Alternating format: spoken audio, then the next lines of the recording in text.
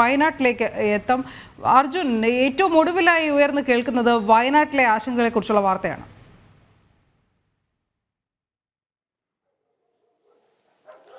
തീർച്ചയായും മനു, കഴിഞ്ഞ ദിവസങ്ങളിൽ തന്നെ നമ്മൾ റിപ്പോർട്ട് ചെയ്തതാണ്. ജനം ടിവിയാണ് ഈ വാർത്ത ആദ്യം റിപ്പോർട്ട് ചെയ്ത 5.77 ഏക്കർ ഭൂമിയാണ് വയനാട് മാനന്തവാടി തലപ്പുഴി ഇത്തരത്തിൽ വഖഫ് നോട്ടീസ് മൂലം ആശങ്കയിലായിരിക്കുന്നത്. അവിടുത്തെ ജനങ്ങളാണ് വലിയ ആശങ്കയിലുള്ളത്. അവർ നമ്മളോടൊപ്പം ചേരുന്നുണ്ട്. ഇവിടെ നമുക്ക് കാണുവാൻ സാധിക്കും, വലിയ ആശങ്കയിലാണ് ഓരോരുത്തരും ഉള്ളത്.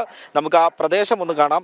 ഈ പ്രദേശമാണ് വ്യക്തമായും വഖഫ് തങ്ങളുടേതാണെന്ന് അവകാശപ്പെടുന്നത്. ഇതിന് തൊട്ടപ്പുറത്ത് തന്നെ വീടുകളുണ്ട്.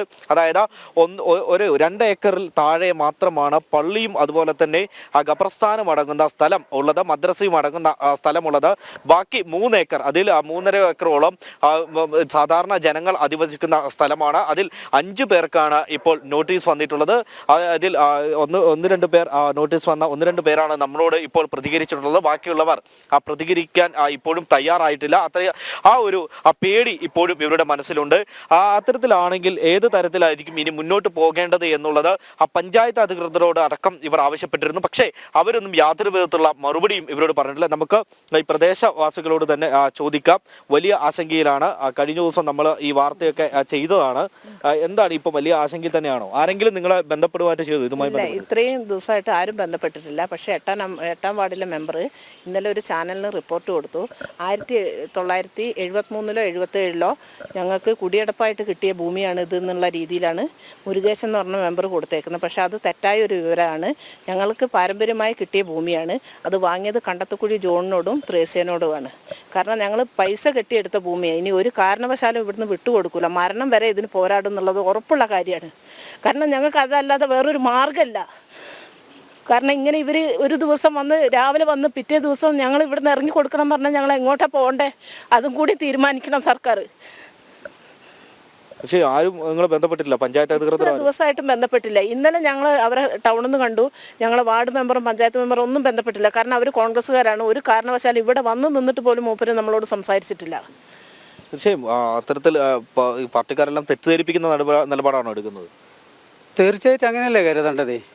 ഈ പിന്നെ ഒരു വിഭാഗത്തിന് മാത്രമോ ഇവിടെ ഒരു സംരക്ഷണം കൊടുക്കുക, ബാക്കിയുള്ളവരെ പുറന്തള്ളുക, ബാക്കിയുള്ളവരെ താമസിക്കുന്നവരെ കുടിയോടൊപ്പിൽ നിന്നും പുറത്താക്കുക എന്നുള്ള നയങ്ങളാണ് ഇപ്പോൾ നിലവിൽ ഇവിടെ നടന്നുകൊണ്ടിരിക്കുന്നത്.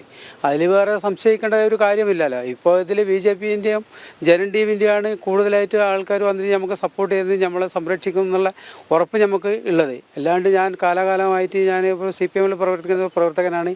എന്നാലും പാർട്ടീനെ ഇത്രകാലം വിശ്വസിച്ചിട്ടും പാർട്ടീൻ്റെ ഭാഗത്തു നിന്നും പാർട്ടിയിൽ നമ്മൾ പറഞ്ഞയച്ച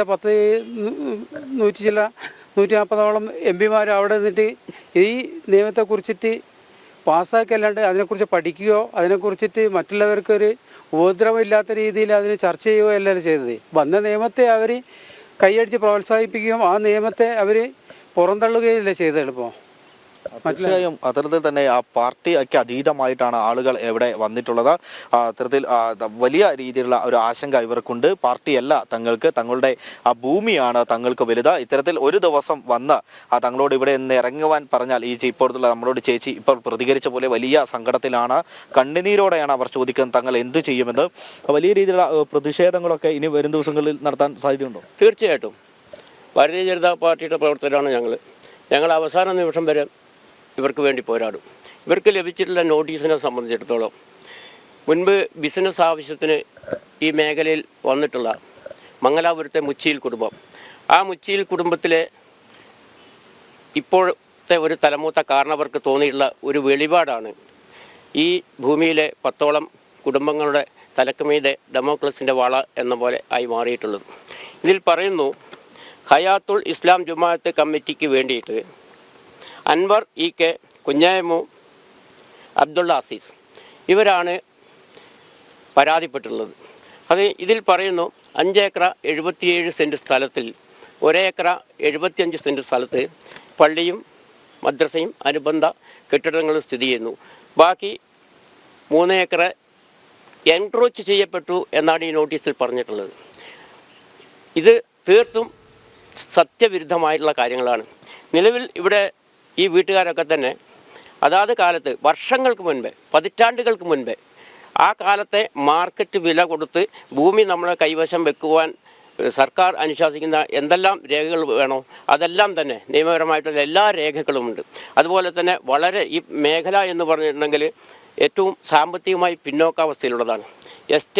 തേയില എസ്റ്റേറ്റിൽ ജോലി ചെയ്ത് കിട്ടുന്ന തുച്ഛമായ വരുമാനം സ്വരുക്കൂട്ടി വെച്ച് വാങ്ങിയ ഭൂമികളാണ്. അതുപോലെ തന്നെ ലോൺ എടുത്തിട്ടും ഒക്കെയാണ് വീടുകൾ കെട്ടിയുള്ളത്.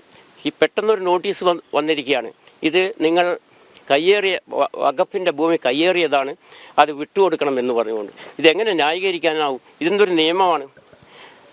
ഇവിടെ സംഭവിക്കാൻ പോകുന്നത് ഈ പതിറ്റാണ്ടുകൾ കൈവശം വെച്ച ഭൂമിയുടെ രേഖകൾ ഹാജരാക്കുവാൻ വേണ്ടിയിട്ട് ഈ നോട്ടീസിൽ പറഞ്ഞ പ്രകാരം 16/1/24 നിങ്ങളുടെ കൈവശമുള്ള രേഖകളുമായി എറണാകുളത്തുള്ള ഇവരുടെ ഓഫീസിലെത്തണം എന്നാണ് പറയുന്നത്. രേഖകൾ അന്ന് സമർപ്പിക്കുക. അതിനുശേഷം 19-ാം തീയതി നടക്കുന്ന അവരുടെ ഓൺലൈൻ മീറ്റിങ്ങിൽ പങ്കെടുക്കുക. ഇത് രണ്ടും ഇല്ല എങ്കിൽ ഞങ്ങൾ ഭൂമി നിങ്ങളെ അവിടെ കുടിയിറക്കും എന്നാണ് പറഞ്ഞിട്ടുള്ളത്.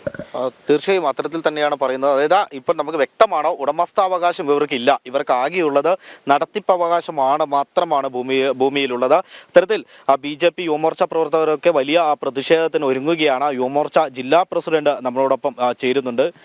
എങ്ങനെയാണ് ഇനി നമ്മൾ ഇതിനെതിരെ ഒന്ന് പ്രതിഷേധിക്കുന്നത്? ഈ തലപ്പുഴ വഖഫ് അവകാശങ്ങൾക്കെതിരെ സാധാരണ ജനങ്ങൾക്ക് വേണ്ടി അരയും തലയും മുറുക്കി പോരാടുന്നതിനാണ് യുവമോർച്ച തീരുമാനിച്ചിട്ടുള്ളത്.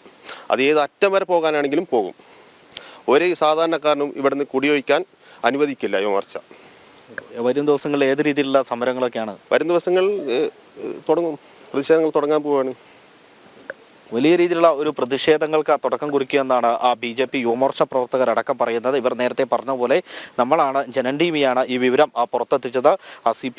CPM-ലുണ്ടായിരുന്ന ഒരു ആളാണ് നമ്മളോട് ഇപ്പോൾ പ്രതികരിച്ചത്. അദ്ദേഹം പറയുന്നത് രാഷ്ട്രീയമല്ല, മതമല്ല ഇവിടെ പ്രശ്നം, അത്തരത്തിൽ തങ്ങളുടെ ഭൂമിയാണ് ഇവിടെ പ്രശ്നം. അങ്ങനെ ഒരു മതത്തിന് വേണ്ടി മാത്രം ഒരു നിയമമുണ്ടാക്കി അത്തരത്തിൽ ഒരു മതേതരത്വത്തെ തന്നെ ഇല്ലായ്മ ചെയ്യാനുള്ള ഒരു സാഹചര്യം ഉണ്ടാക്കിയത് അത് UDF-ഉം LDF-ഉം ചേർന്നാണ്.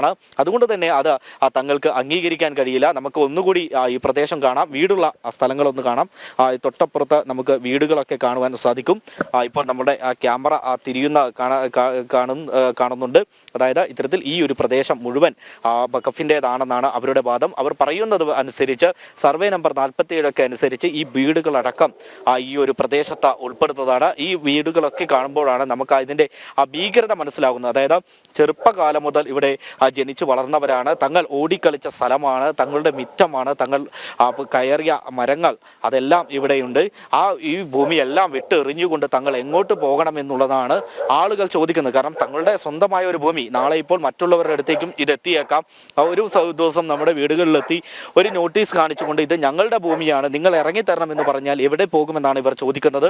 സ്വാഭാവികമായിട്ടും അതിനുള്ള ഏറ്റവും വലിയ ഒരു വസ്തുത എന്ന് പറയുന്നത് ഇത്തരത്തിൽ ഭൂമി തങ്ങളുടേതാണെന്ന് ഇവർ വഖഫ് ബോർഡ് പറയുകയാണെങ്കിൽ അത് അല്ല എന്ന് തെളിയിക്കേണ്ട ഉത്തരവാദിത്വം നമ്മളുടേതാണ്. അതിന് നിയമപരമായിട്ടുള്ള ചില പരിമിതികളുണ്ട്. ആ പരിമിതികളൊക്കെ കടന്നുകൊണ്ട് ഇത്തരത്തിൽ എങ്ങനെയാണ് തങ്ങളുടെ ഭൂമിയാണെന്ന് ഇത് തെളിയിക്കുക എന്നുള്ള ഒരു ആലോചനയാണ്, അല്ലെങ്കിൽ അത്തരത്തിലുള്ള ആശങ്കയാണ് ഈ പ്രദേശവാസികൾക്കുള്ളത്. ഇത്രത്തോളം ഭൂമി ഒരു നിമിഷം കൊണ്ട് തങ്ങൾക്ക് നഷ്ടമാകുമെന്നുള്ള ഒരു ആശങ്ക ഇപ്പോഴും ഇവർക്കുണ്ട്.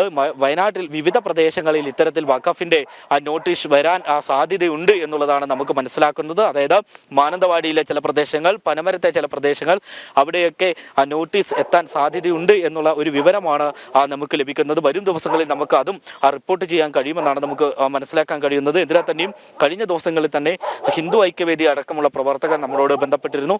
അവരടക്കം വലിയ രീതിയിലുള്ള ഒരു പ്രതിഷേധത്തിനാണ് ഇവിടെ ഒരുങ്ങുക. കഴിഞ്ഞ ദിവസം ദേശീയ നിർവാഹക സമിതി അംഗം, BJP-യുടെ ദേശീയ നിർവാഹക സമിതി അംഗം PK കൃഷ്ണദാസ് ഈ സ്ഥലത്തെത്തുകയുണ്ടായി. അവർ കൃത്യമായി തന്നെ ഇവരോട് ആശയവിനിമയം നടത്തുകയും തങ്ങൾ നിങ്ങളോടൊപ്പമുണ്ടെന്നുള്ള ഒരു ഉറപ്പ് നൽകുകയും ചെയ്തിരുന്നു. എന്തിനാൽ തന്നെയും ഈ ഒരു പ്രദേശത്തെ പഞ്ചായത്ത് അധികൃതരോ അല്ലെങ്കിൽ ജില്ലാ അധികൃതരോ യാതൊരു വിധത്തിലുള്ള ഒരു നടപടിയും ഇതിൽ സ്വീകരിച്ചിട്ടില്ല. മാത്രമല്ല ഇവരുടെ അടുത്ത് വന്നൊന്ന് ഇവരുടെ ആശങ്ക ഒന്ന് പരിഹരിക്കാൻ പോലും തയ്യാറായിട്ടില്ല എന്നുള്ളതാണ് ഏറെ വസ്തുത. അനു, ശരി.